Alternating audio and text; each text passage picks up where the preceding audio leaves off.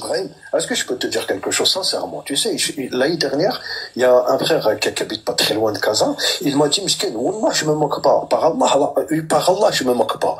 Et Miskin, il m'a dit, tous les 2 ans, il casse une pièce de chez lui. C'est-à-dire, Miskin, il doit avoir une maison à l'époque, à l'ancienne.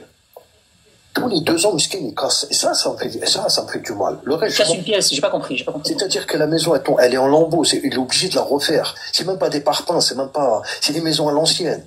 Quand il me racontait comment sa mère, elle allait casser du bois, Wallah, les larmes aux yeux j'avais. Ça me fait du mal. Le reste, je m'en fous, moi. D'accord. Mais tu vois, regarde.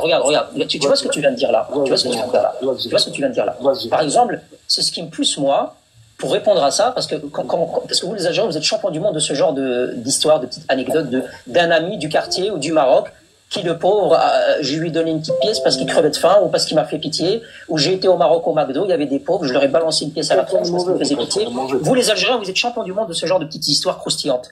Mais moi, si tu veux, il n'y a pas de souci. Tu sais bien comment je réagis, moi, les gens me connaissent. Je pourrais t'ouvrir ma caméra et te montrer pas une, pas deux, pas 5, pas 10, pas 50 maisons d'Algériens qui, en réalité, c'est pas des maisons. Oui, il y a une porte, limite une porte, mais quand tu rentres, c'est une grotte. Tu sais même pas si c'est une maison. Ça ressemble à une déchetterie. Les bâtiments, ils partent en cacahuète. T'as des arbres qui poussent au milieu de la maison.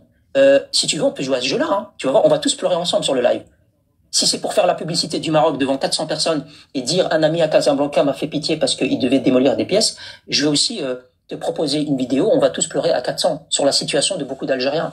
Donc toi et moi, on n'est pas pareil. Moi, c'est ce que je veux. Je veux plus jamais, Inch'Allah, binillah, je veux plus qu'au Maroc, il y a ça. C'est exactement la misère, elle n'est pas au Maroc, elle est en Algérie aujourd'hui. Non, il n'y a pas de problème. Tu sais pourquoi? Oui, bien sûr, évidemment. Tu sais pourquoi la misère, elle est plus chez vous qu'au Maroc?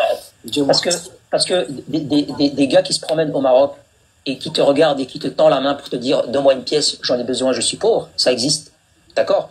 Mais ces mêmes pauvres-là, quand ils veulent accéder au minimum vital, qui est l'eau, ou qui est de manger et boire, je les ai observés dans le même périmètre où je passais du temps.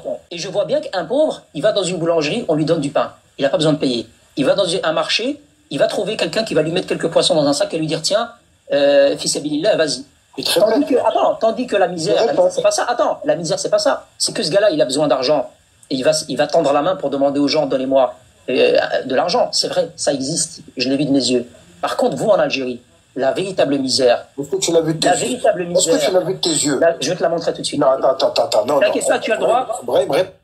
Tu as le droit de me dire c'est faux et j'ai le droit de te justifier ça par des vidéos et par des sources officielles algériennes. T'inquiète pas. Tu as le droit. Comme moi, je le demande à certains. C'est normal que tu l'as vu de tes yeux. Est-ce que tu l'as vu de tes yeux? J'ai pas fini. Non, j'ai pas fini. Tu me dis, est-ce que tu l'as vu? Je t'ai même pas encore parlé de ce que j'avais vu. Donc déjà, je t'ai même pas dit de quoi je parlais. Donc déjà là, tu me dis ce que tu as vu. Laisse-moi finir. Je t'ai parlé du Maroc, je vais te parler de l'Algérie. Donc la véritable misère en Algérie, c'est pas quelqu'un qui tend la main et qui demande de l'argent. Non, c'est pas ça chez vous.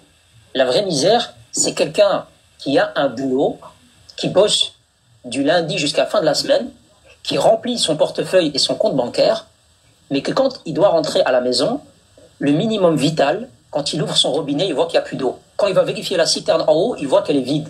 Quand il regarde le calendrier, il se dit « Ah merde, c'est demain après-midi seulement qu'il passe rechargé. » Ça, c'est une misère pour moi, Brahim.